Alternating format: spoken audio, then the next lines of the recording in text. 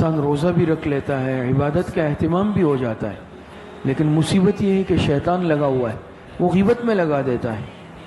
اب روزہ بھی رکھا ہوا ہے، حلال چیزوں سے جو ہے اجتناب کر رہا ہے، لیکن حرام کا ارتکاب کر رہا ہے کہ مسجد میں بیٹھا ہوا ہے، گھر میں بیٹھا ہوا ہے، غیبت ہے، دکان پہ بیٹھا ہوا ہے، غیبت شروع ہو گئی۔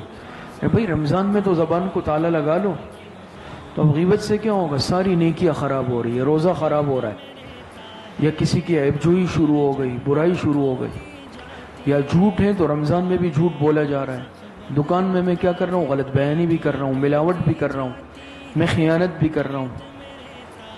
تو ایسا تو رمضان پھر فائدہ نہیں۔ تو میں عہد کر لوں کہ آج سے میں جھوٹ نہیں بولوں گا، صرف رمضان میں نہیں، پورا سال۔ اور یاد رکھیں ہمارے بزرگوں نے لکھا، یہ مجرب بات ہے، جو اپنا رمضان کا مہینہ جس طرح گزارتا ہے اس کا باقی سال بھی اسی طرح گزرتا ہے۔ جو شخص گناہوں سے بالکلیہ اجتناب اور اعمال کے ساتھ رمضان گزارتا ہے، اس کے باقی 11 مہینے بھی اس طرح گزرتے ہیں۔ اور خدا نہ خواستہ اگر اس مہینے میں بھی میں نے زبان کو تالا نہیں لگایا، غیبت کی، جھوٹ بولا، خیانت کی، تو باقی سال بھی یہی چلتا رہے۔